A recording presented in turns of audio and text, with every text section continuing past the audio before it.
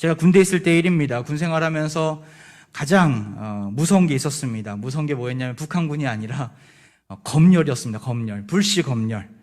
야간 근무를 쓸 때 또한 주간에도 주말에 나타나는 그 상급부대 불시 검열은 저의 심장을 오르므라들게 만들었습니다. 미리 예고하지 않고 오잖아요. 불시 검열은. 검열이 그렇게 나오기 때문에 참 난감할 때가 많이 있었습니다. 어떤 비밀 문서 관리, 비문 관리를 잘하고 있나, 컴퓨터 보안은 잘하고 있나 보안 검열을 한다든지, 비상 대기 태세, 제가 포병부대, 전방 포병부대에 있었는데 15분 이내에 초탄, 그러니까 첫 번째 탄이 올라가야 됩니다. 그러니까 북한으로 쏠 수 있는 방어 태세가 되어야 됩니다.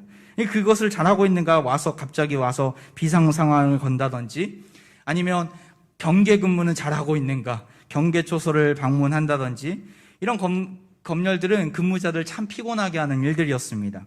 잘하면 그냥 당연한 것이고, 못하면 왜 못하느냐고 징계 사유가 되기 때문에 늘 긴장하지 않을 수가 없는 것이죠. 그래서 전역하고 나서 가장 즐거웠던 것은 검열을 받지 않아서, 불시 검열을 받지 않아서 기뻤던 적이 있었습니다. 근데 검열은 또 우리에게 유익도 줍니다. 검열을 하고 나면 뭐가 문제인지, 뭐를 보완해야 되는지, 아니면 우리가 잘하고 있구나 다시 한번 평가하는 시간이 되기 때문에 그러하죠. 아시는 분은 아시겠지만 지난주 우리는 불시 검열을 받았습니다. 보건소에서 나와서 검열한 게 아니라 가끔가다 나오긴 하지만 그건 무섭지 않습니다. 하지만 이게 확진자가 함께 예배 드렸다는 자체가 큰 검열이었습니다. 3부 예배 때, 2부 예배 때는 해당되지 않는데 코로나 확진자 한 분이 같이 예배를 드렸습니다. 그분도 몰랐죠. 무증상이었으니까, 증상이 크지 않았으니까. 근데 3부 예배 드렸던 모든 분들이 이제 검사를 받아야 되는 상황이 월요일날 갑작스럽게 일어난 것이죠. 참 당황했습니다. 참 감사한 것은 모두가 다 음성이 나왔다라는 거예요. 참 감사한 것은 교육자들 모두가 다 음성이 나왔다는 거예요. 예배드렸던 100여 명의 모든 사람들이 다 음성이 나와서 아무 이상 없이 지금까지 잘 왔습니다. 처음 겪는 일이어서 좀 당황스러웠습니다. 근데 화평 가족들이 적극적으로 협조해 주셨고 또 잘 이겨내 주셔서 감사할 따름입니다. 또한 예배위원들, 또 예배를 준비하는 모든 분들이 참 방역 대책을 잘하고 있었구나. 저희가 예배를 드리기 전과 후에 모든 자리를 다 소독을 하고 앞에까지 다 소독을 하고 앞에 문도 열고 뒤에 문도 열면서 환기도 다 시킵니다. 그리고 다시 예배자들을 예배드리고 나서도 또 이어서 진행이 됩니다. 1, 2, 3, 4부 4번에 걸쳐서 그 일들을 매주마다 하고 있습니다. 1년 3개월 동안 우리 공동체가 예배를 드릴 때는 약 400명이 넘는 사람들이 오셔서 온라인 예배는 이제 제외하고 오프라인으로 400명이 넘는 사람들이 1, 2, 3, 4부 나눠서 이렇게 오시는데 항상 조마조마한 마음이 있습니다.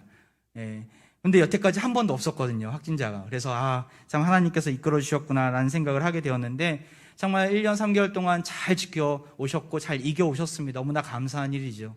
앞으로 얼마 남지 않았습니다. 비록 마스크를 쓰고 정말 불편한 가운데서 예배하지만 힘을 내서 담대하게 나가셨으면 좋겠고, 우리가 완벽하다는 것은 교만입니다. 하지만 완벽할 정도로 큰 문제 없이 잘 왔음에 감사히 여기면서 정말 할 건 하고 또한 경계심을 늦추지 말고 방역 지침을 철저하게 준수하면서 우리가 나아갔으면 좋겠어요. 그리하여서 수개월 뒤, 1년 뒤 하나님이 우리와 함께 하셨습니다. 우리를 지켜주셨습니다. 우리 모두의 입술의 고백 가운데 그런 놀라운 은혜가 넘치기를 소망합니다. 오늘은 믿음 열정 10번째 시리즈 마지막입니다. 오늘 본문 말씀에 나온 이 바울을 사실은 몇 주 전부터 묵상을 했었어요. 이 말씀 언제 전해야 될 것인가, 몇 번째 시리즈에 넣어야 될 것인가, 마지막으로 정하고 나서 또 최근에 있었던 그 불시 검열을 당하면서 참 마음에 큰 하나님의 감동을 주셨어요. 아무 상함이 없더라, 아무런 문제가 없더라는 메시지를 미리 저는 받았어요. 그렇기 때문에 걱정하지는 않았습니다. 너무나 감사한 일이죠. 오늘 여러분과 함께 그 은혜를 함께 나누고자 합니다. 사도행전 마지막 장 바울의 이야기가 오늘 기록에 말씀에 기록되어 있는데 본 배경이 어디에 있습니까? 1절 말씀이에요. 우리가 구조된 후에 안즉 그 섬은 멜리데라 하더라. 바울은 지금 어떤 신분입니까? 죄수 신분이에요. 어디를 향해서 나아가고 있는 죄수입니까? 로마를 향해서 가이사랴 앞에 설 것을 기대하면서 나아가고 있는 죄수 신분입니다. 근데 로마행 간 도중에 멜리데 섬에 도착하기 전에 큰 일을 당하게 돼요. 14일 동안 유라굴로 광풍이라는 그 어마어마한 광풍을 만나서 목숨이 위태위태한 상황까지 이르게 됩니다. 바울 혼자만이 아니었어요.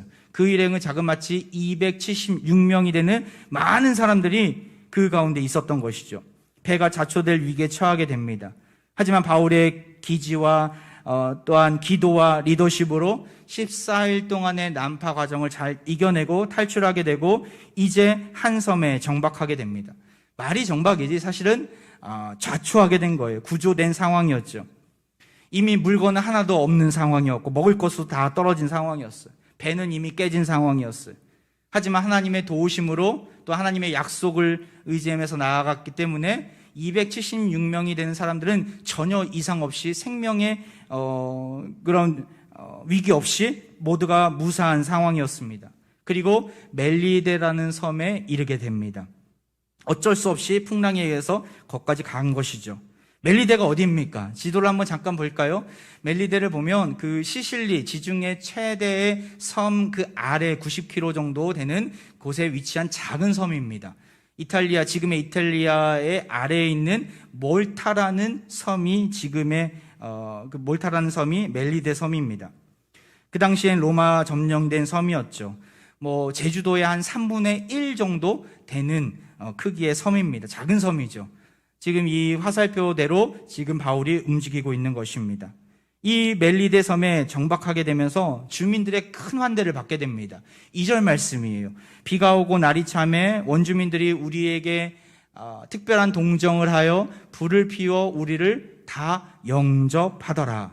비는 내리는 우기였고 추운 겨울날이었어요. 지중해성 기후이기 때문에 우리나라처럼 영하 20도, 30도까지 떨어지는 기후는 아니지만 그럼에도 불구하고 그 당시 사람들에게서는 추운 겨울이었어요. 따스한 환대로 그들이 춥지 않도록 그 276명의 사람들을 보호하려고 원주민들이 적극적으로 나서서 모닥불을 피워주게 됩니다. 하나님은 그 바울과 그 일행을 보호하기 위해서 그 멜리데 사람들을 사용하신 것이죠. 몸을 추스릴 수 있는 환경을 만들어주신 것이죠. 이 모든 것들이 다 하나님의 철저한 계획과 섭리 가운데 이루어진 것입니다. 그런데 그때 그곳에 정말 구사일생으로 살아남고 고난을 이기면서 나아가던 그때에 또 어려움이 찾아오게 됩니다. 3절이죠. 바울이 나무 한 묶음을 거두어 불에 넣으니 뜨거움으로 말미암아 독사가 나와 그 손을 물고 있는지라. 불을 피웠을 때 바울이 장작 한 묶음을 불에 넣으려는 찰나에 그 한 묶음 안에 뭐가 들어가 있었던 거예요? 독사가 숨어 있었던 거예요. 독사가 뜨거워 하면서 나와서 자기를 죽이려는 줄 알고 바울의 손을 꽉 물어버린 것이죠. 갑작스럽게 나왔기 때문에 미처 대항하지 못했습니다. 그런 모습들을 보았던 멜리데 사람들, 이 모든 상황을 보면서 안타까워하면서도 자기 중심적으로 자신들의 미신적인 그런 신앙관에 빗대어서 바울을 판단하게 됩니다. 어떻게 판단합니까? 4절을 보십시오. 서로 말하되 진실로 이 사람은 살인한 자로다. 바다에서는 구조를 받았으나 공의가 그를 살지 못하게 함이로다. 무슨 말입니까? 바울이 살인자와 같이 지금 인과응보의 심판을 받고 있다는 거예요. 살인죄와 같이 극악무도한 범죄를 저질렀기 때문에 무슨 근거로 이렇게 이야기하지는 모르겠어요. 근데 결과물을 보면서 그들은 자기의 마음대로 판단하는 것이죠.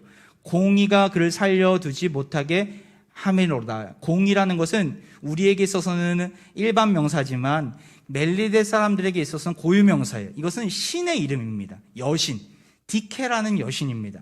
이 디케라는 여신 어떤 여신인지 아십니까? 한번 사진을 볼까요? 이런 여신입니다. 잘 우리가 법정에서 법정 드라마나 또 지금 한국 법정에도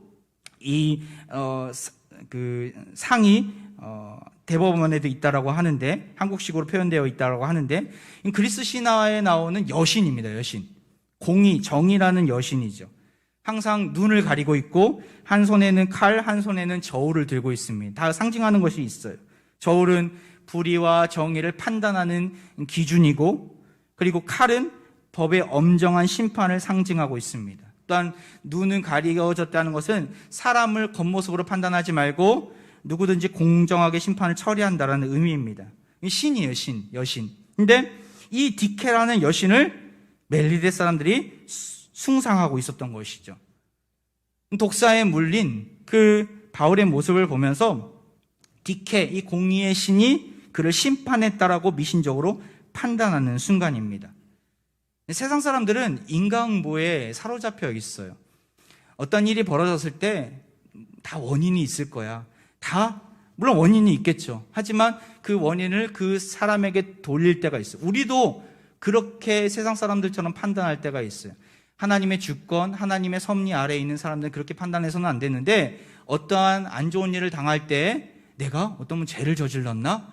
내가 어떠한 잘못을 행했나? 여기에 파묻혀서 죄책감 가운데 거하고 있는 사람들이 있습니다. 세상 사람들과 똑같은 모습을 지닌 것이죠. 우리는 그렇게 판단해서는 안 됩니다. 물론 그 일을 통해서 나의 연약한 부분들을 하나님이 보여주시는 것도 있지만, 이 모든 것들이 하나님의 계획과 하나님의 섭리 아래에 있음을 우리가 기억한다면 하나님께 나아가야 하죠. 묵묵히 주님의 때를 기다리면서 하나님, 나는 연약한 자입니다, 하나님 앞에 나아가야 되죠. 하지만 세상 사람들은 그렇게 하지 않습니다. 결국에는 이 멜리데 사람들의 이 판단 어떻게 계속해서 지속이 됩니까? 그들의 바램대로, 그들의 생각한 대로 진행이 됩니까? 아닙니다. 어떠한 일들이 벌어지게 됩니까? 5절이에요. 우리 같이 한번 읽어볼까요? 5절 시작. 바울이 그 짐승을 불에 떨어버림에 조금도 상함이 없더라. 조금도 상함이 없더라. 바울이 시간이 지나도 아무런 이상이 없었다라는 거예요. 시간이 지난 것도 구체적으로 이야기하고 있어요. 6절에 나오죠. 그가 붙든지 갑자기 쓰러져 죽을 줄로 기다렸다가, 오래 기다려도 그에게 아무 이상이 없더라. 결국에는 그를 살인자라고 정죄하고 비난했던 사람들은 이제 바울을 향해서 뭐라고 얘기합니까? 그를 신이라 하더라. 여러분, 이 장면을 보면서 무엇을 느끼게 됩니까? 우리가 잊지 말아야 될 문장이 있어요. 소명자는 죽지 않는다라는 거예요. 하나님의 자녀는 끝까지 하나님이 지켜주심을 여러분 기억하시기 바랍니다. 하나님은 반드시 살려주신다라는 거예요. 특별히 복음을 증거하고 주의 나라, 주의 영광을 위해서 살아가는 백성들에게는 주님께서 생명싸개로 품어주시고 보호해 주십니다. 우리는 인생을 살아가면서 수도 없이 많은 독사들에 물릴 때가 있어요. 여러분 어떻습니까? 코로나라는 독사가 지독히도 오랫동안 우리의 손에 붙어있음을 보게 되지 않습니까? 하지만 어떻습니까? 우리가 금방 죽었습니까? 세상 사람들이 생각하는 것처럼 인과응보의 죄악 가운데 거하게 됩니까? 심판을 받게 됩니까? 아니에요. 죽지 않았어요. 죽지 않아요. 오히려 더 감사하면서 하나님의 은혜, 하나님이 나를 지켜주신다는 사실들을 더욱더 깊이 알아갈 수 있는 거 아닙니까? 이것이 하나님의 은혜인 것이죠. 죽지 않도록 하나님 우리를 계속해서 도와주고 계시고 붙잡아주고 계십니다.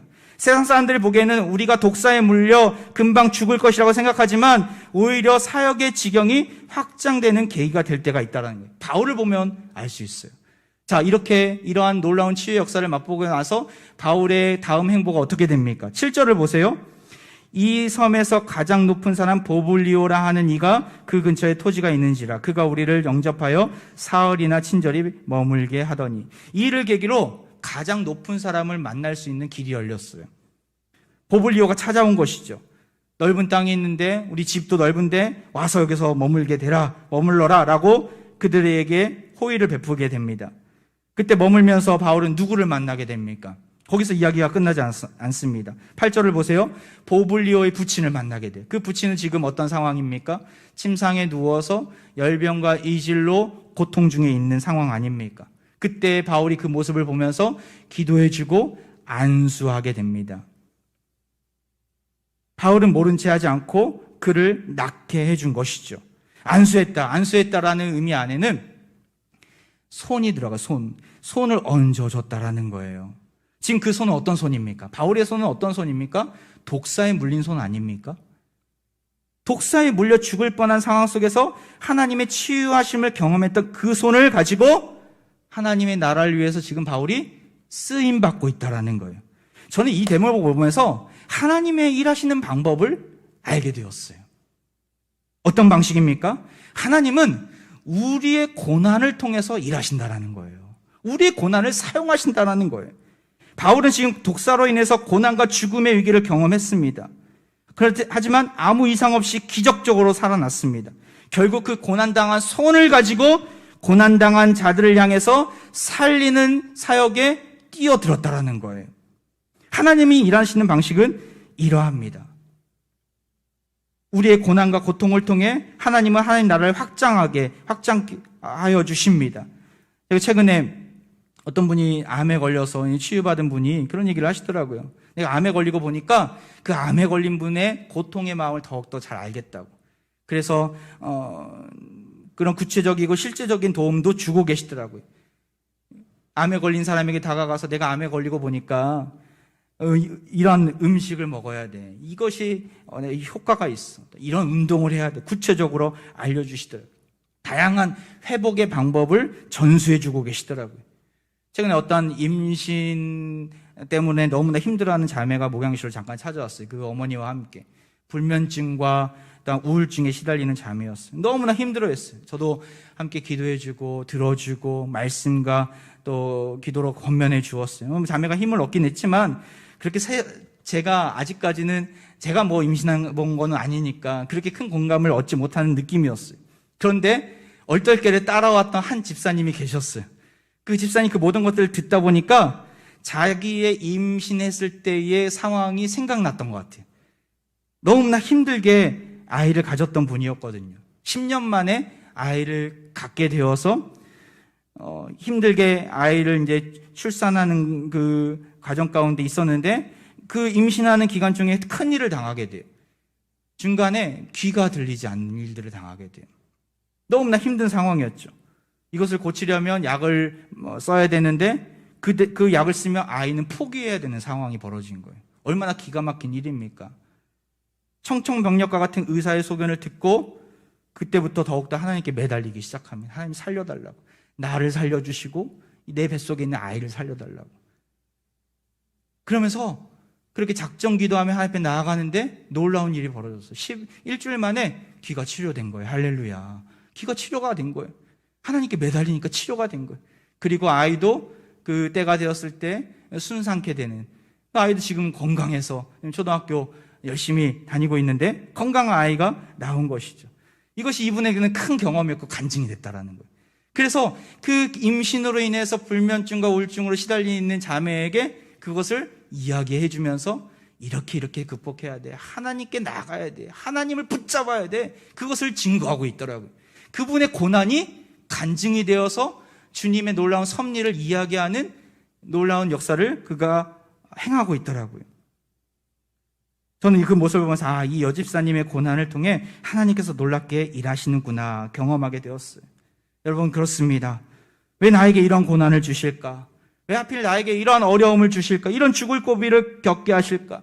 이 질병과 같은 육체적인 어려움들, 가난과 같은 경제적인 어려움들, 여러 낙방, 실직, 수도 없이 많은 고난으로 독사에 물린 상황으로 인해 우리는 실패의 자리에 있게 됩니다. 하지만 그러한 실패를 경험하더라도 우리가 낙심치 않을 이유가 무엇입니까? 산전수전 다 겪은 바울의 고백을 한번 들어보시기 바랍니다. 고린도후서 4장 8절에서 10절 말씀이 제가 천천히 읽어볼게요.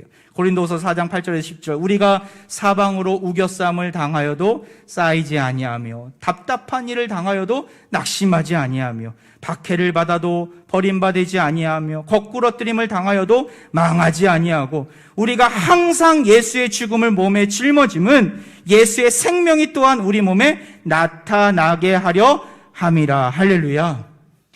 이 이유가 뭐예요? 하나님께서 우리를 보호해 주신 이유가 뭐예요? 예수의 생명을 드러내게 하시려고. 우리에게 고난을 주신 이유가 무엇입니까? 우리를 통해서 예수님의 생명이 드러나기를 원하신다라는 거예요. 그렇기 때문에 소명자는 낙심하지 않는다라는 것이죠. 어려움이 찾아와도 독사에 물리더라도 그 마음 가운데는 오히려 하나님이 또 일하시는구나. 오히려 하나님이 나를 통해 그리스도의 생명을 드러내려 하시는구나 여길 수 있어야 합니다. 바울은 이 사실을, 이 원리를 알았다라는 거예요. 그렇게 소명자는 낙심하지 않습니다. 우리 인생 가운데 감당이 안 되는 고난이 있습니까? 어려움이 갑작스럽게 찾아왔습니까? 무릎 꿇어 보시기 바랍니다. 하나님께 내어 맡기시길 바랍니다. 매달려 보시기 바랍니다. 하나님 반드시 회복시켜 주실 것입니다. 살 길을 열어주시고 우리를 통하여 그리스도의 생명이 증거되는 놀라운 역사를 보여주실 것입니다. 우리 주변에 코로나라는 독사가 도사리고 있습니다. 언제 갑자기 수풀에서 뛰쳐나와 우리를 물지 모르는 형국입니다. 하지만 우린 두려워하지 않습니다. 하나님이 우리와 함께 계시기 때문에. 방역만 또 확실하게 한다면, 지침을 잘 지킨다면 결코 어려움을 당하지 않을 것입니다. 무엇보다 하나님이 우리를 보호하시기 때문에 잠깐 고난이 있더라도 금방 일어날 것입니다. 코로나라는 독사를 무서워하지 마시기 바랍니다. 오히려 이를 통해 일하시는 주님을 신뢰하고 주님만을 의지하시기 바랍니다. 우리가 겪는 고난과 어려움은 신실하신 주님을 찬양하는 노래가 될 것입니다. 예수의 흔적이 있다면 오히려 자랑하시기 바랍니다. 이를 통해 하나님 나라가 확장될 것입니다. 우리가 오늘 본문에서 한 걸음 더 들어가서 주의 깊게 볼 내용이 있어요. 바로 하나님은 하나님 나라와 의를 위해 살아가는 소명자들에게 살 길을 열어주신다라는 거예요. 지금 바울은 가야 될 길이 있었어요. 최종 목적지가 멜리데 섬이 아니에요. 어디로 가야 합니까? 로마로 들어가야 돼요.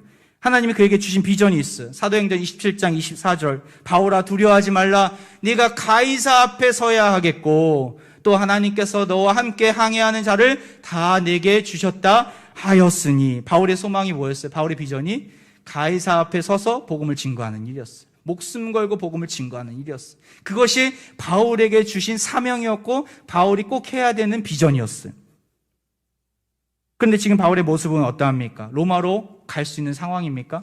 배는 지금 파손했지, 모든 먹을 것들이 없지, 어떻게 갈 수 있겠습니까? 어떻게 회복할 수 있겠습니까? 거기 로마까지 가려면 또다시 많은 것들이 필요한데, 쓸 것들이 필요한데 전혀 없는 상황 아닙니까? 어떻게 갈 수 있습니까?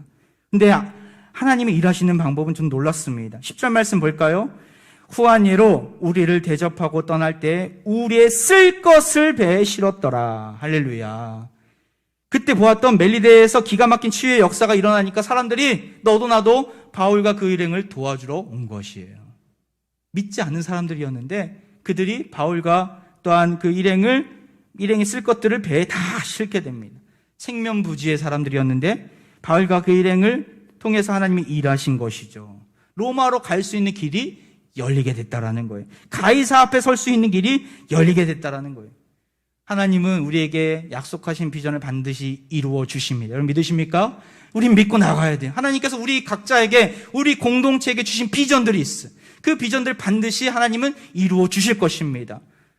지금 뭐가 없고 쓸 것들이 부족하고 뭐 이것저것 부족한 환경들이 많이 보일지라도 낙심하지 않습니다. 하나님의 때에 하나님은 기가 막히게 채워주시고 쓸 것들을 실어주시기 때문에 우리는 담대함으로 주님만을 바라보며 나아갈 뿐입니다.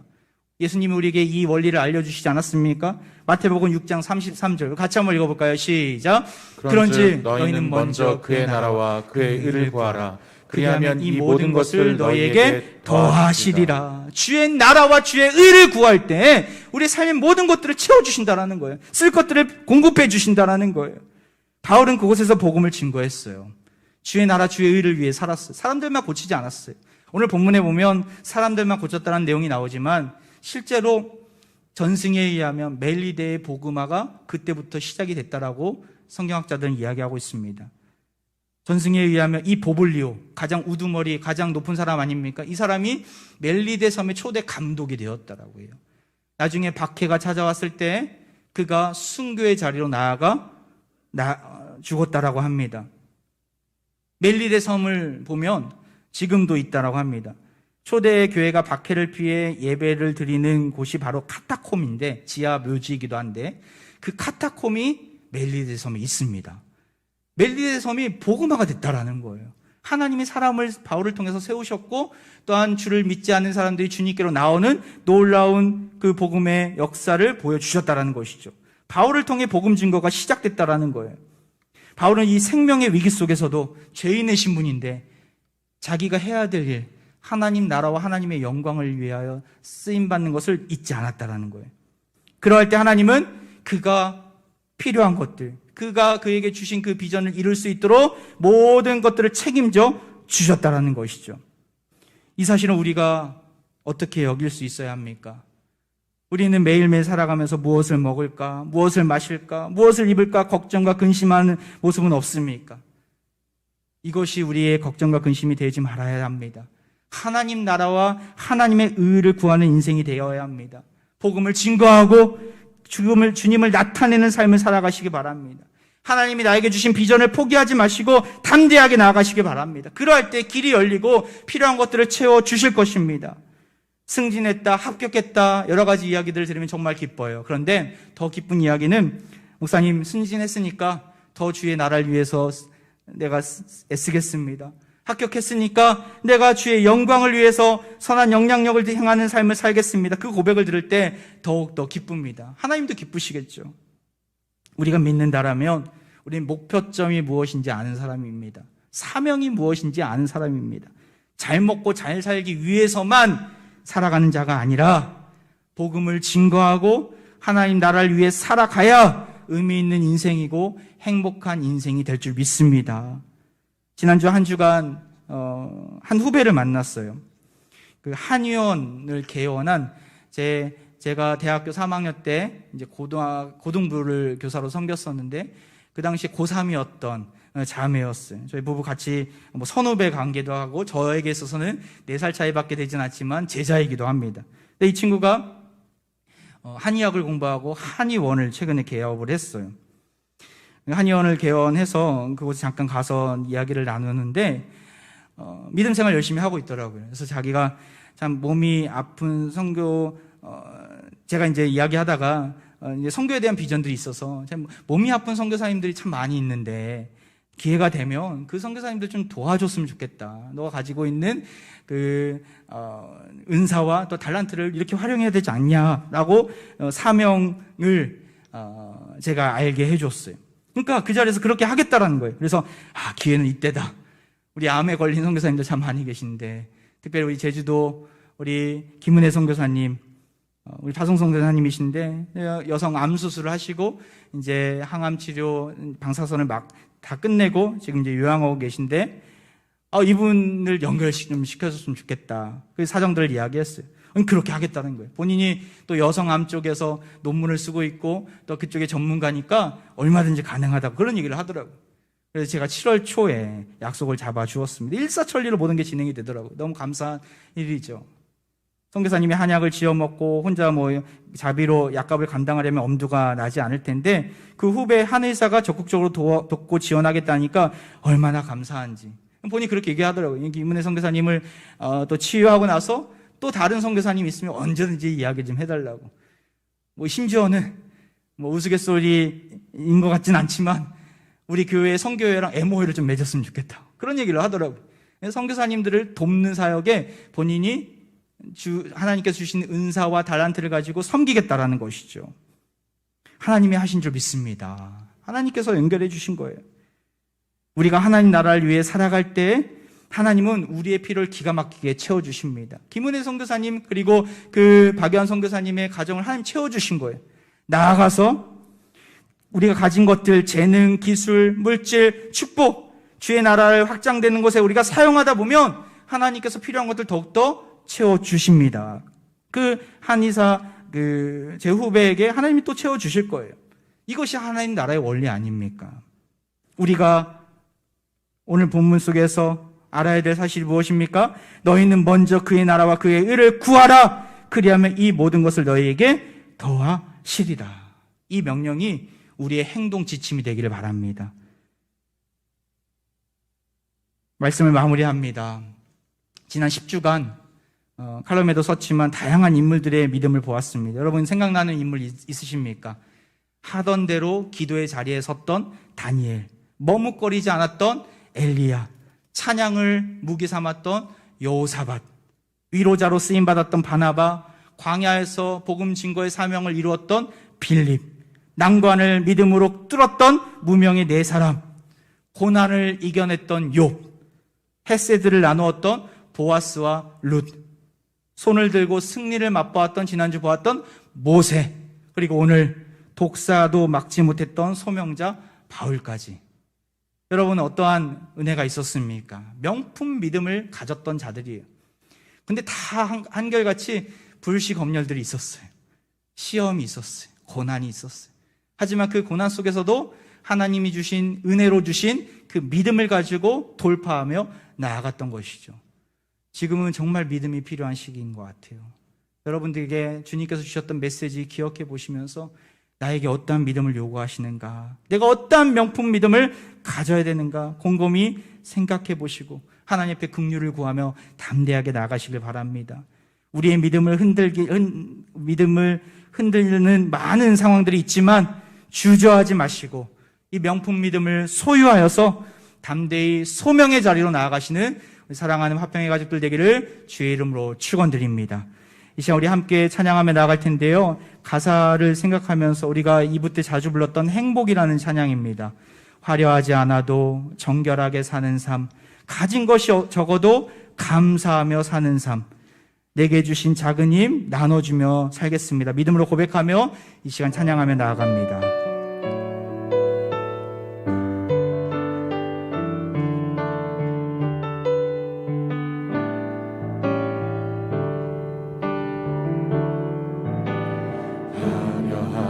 화려하지 않아도 정결하게 사는 삶, 가진 것이 적어도 감사하며 사는 삶, 내게 주신 작은 힘 나눠주며 사는 삶, 이것이 나의 삶의 행복이라오. 2절입니다. 눈물 날 일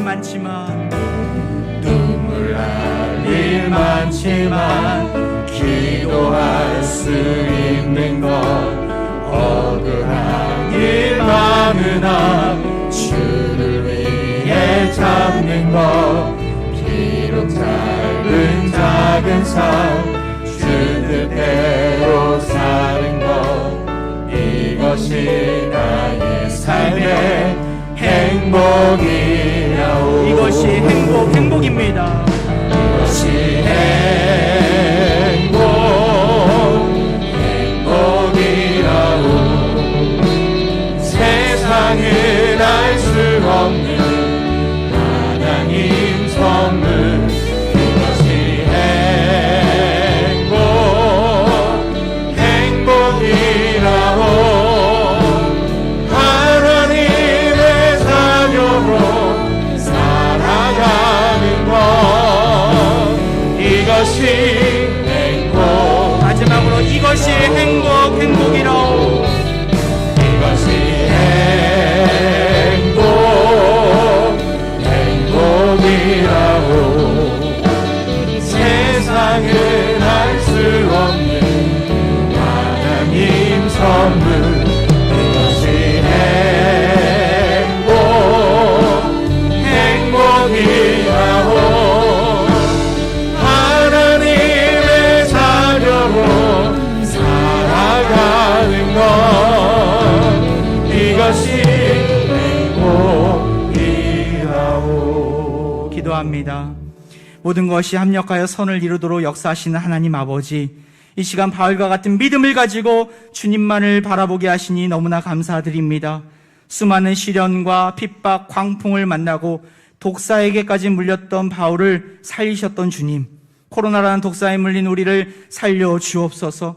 가난이라는 독사에 물린 우리를 불쌍히 여겨 주옵소서. 질병이라는 독사에 물린 우리를 기억하여 주옵소서. 속히 치유되고 회복되어 주를 위해 살아가게 하시고 이 모든 고난이 주님을 드러내는, 주님을 찬양하는 간증이 되게 하여 주옵소서. 지난 10주간 믿음의 조상들의 명품 믿음을 보게 하시니 감사드립니다. 화평가족 모두가 이 어려운 시기를 잘 이겨내서 굳건한 믿음을 가지고 강한 그리스도의 용사로 서게 하옵소서. 앞으로 다가오는 포스트 코로나 시대 속에서도 우리 화평공동체가 주의 나라, 주의 영광을 위해 더욱 귀 쓰임받도록 인도하여 주옵소서. 이 시간 몸이 아픈 부위에 자신의 손을 얹고 기도합니다. 이 시간 능력의 손을 얹고 기도합니다. 주님, 바울이 독사 물린 손을 얹고 안수 기도할 때 많은 병자들이 치유됐던 것처럼 이 시간 낫게 하여 주옵소서. 회복시켜 주옵소서. 하나님의 능력의 손을 의지하오니 고쳐 주옵소서. 우리의 질병이 치유됨으로 주의 생명이 드러나게 하시고 주를 알지 못하는 자들이 주님을 찬양하는 놀라운 역사가 펼쳐지게 하옵소서. 부활의 승리를 이루신 예수 그리스도의 이름으로 간절히 기도하옵나이다. 아멘.